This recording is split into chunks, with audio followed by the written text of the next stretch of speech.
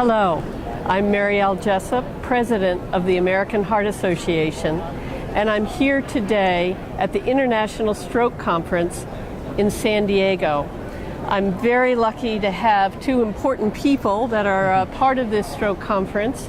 Dr. Steve Greenberg, who was the program chair of the stroke conference, and Dr. Joe Broderick, who is the stroke council chair. And we're going to get their impressions now that the meeting has wound down about what went well at the meeting and what we learned. So let me start with you, Steve.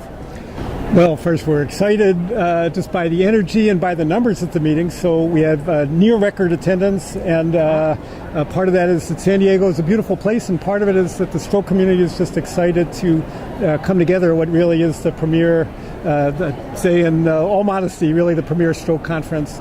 And I think the results that we heard really justify that, right, both in terms of clinical trials, basic science, breaking science. What trial do you think was probably the most impactful?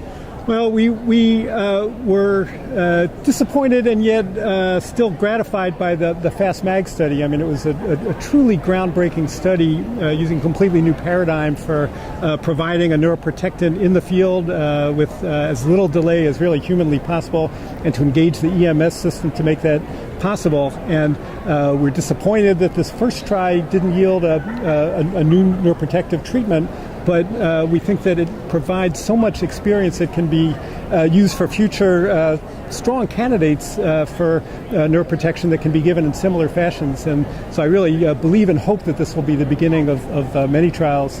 And we also saw another neuroprotectant agent at least make it onto our radar screen, uric acid, which is not something that until a few years ago it was a bad guy, not a good guy, but the free radical scavenging properties and the at least intriguing phase 2 results that we saw presented at this meeting put it on our radar screen as a potentially safe and, of course, we hope effective neuroprotectant. Well, I think the idea of building the infrastructure as we move forward for the stroke community to work together to find new solutions, that's actually some of what you talked about, Joe, at the meeting.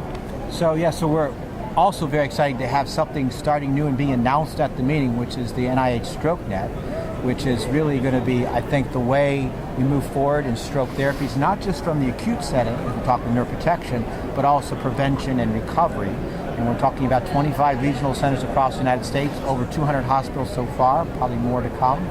And what's neat about this StrokeNet also, I think, goes very well with the mission of the Heart Association's education. So we have fellowship monies at each of the locations that we have the RCCs.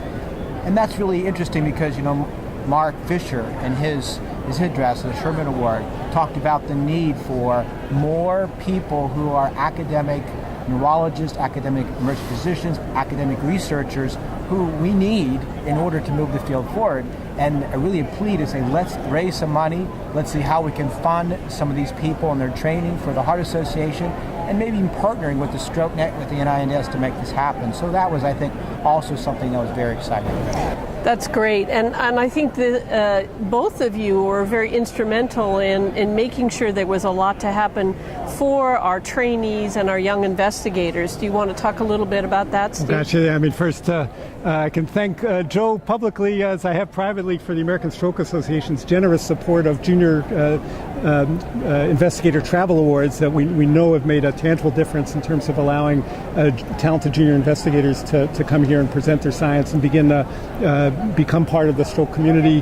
We have a number of other initiatives for junior investigators. We have 2 sessions that are strictly aimed at having junior investigators pitch their work and get real candid feedback about what they need to do to turn their work into fundable research. And we're doing everything we can to assure that the next generation of stroke investigators, as Joe points out, just a crying need, begins to be able to fill the needs that we're going to have as a stroke community.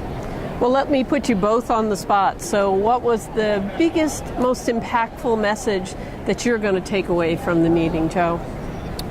I would say that we have to rethink and continue to rethink how we the process of stroke evaluation and care, whether it's telemedicine, whether it's putting the truck out with a scan on in the community, whether it's how quickly we can do things in the acute care hospital, but even more importantly in the transitions to recovery. And we really have, the future, in my mind, is about recovery after stroke, even though we can try to prevent it and try to treat acute treatment. But I think that if we can get the recovery going, the research going, that's where the future lies. Great. So we're excited about that. And how about you, Steve? Well, Mary, I was moved by the 10 brave people who got up during what's a new format for us, the sort of lightning round of predicting the future of stroke, and who shared really diverse visions across the spectrum of future of basic science and of applied biotechnology and of worldwide epidemiology. And we've come a long way in stroke, but it really outlines that the future is in front of us, and the ideas are there, the energy and creativity is there, and we just have to bring it into actuality. Great. So, of course, this meeting is vital to our mission at the American Heart Association, American Stroke Association. We are delighted to celebrate the event that stroke has gone from the number 3rd killer in America down to the 4th killer in America. But the reflection always is that stroke continues to be the 2nd biggest killer of people worldwide. And not only do we have to discover new ways of preventing stroke, of treating stroke, and moving patients from recovery to a full life, that echoes and really recapitulates our mission at the American Heart Association. So we're delighted that you both had such a big role in this meeting. It's a fabulous meeting.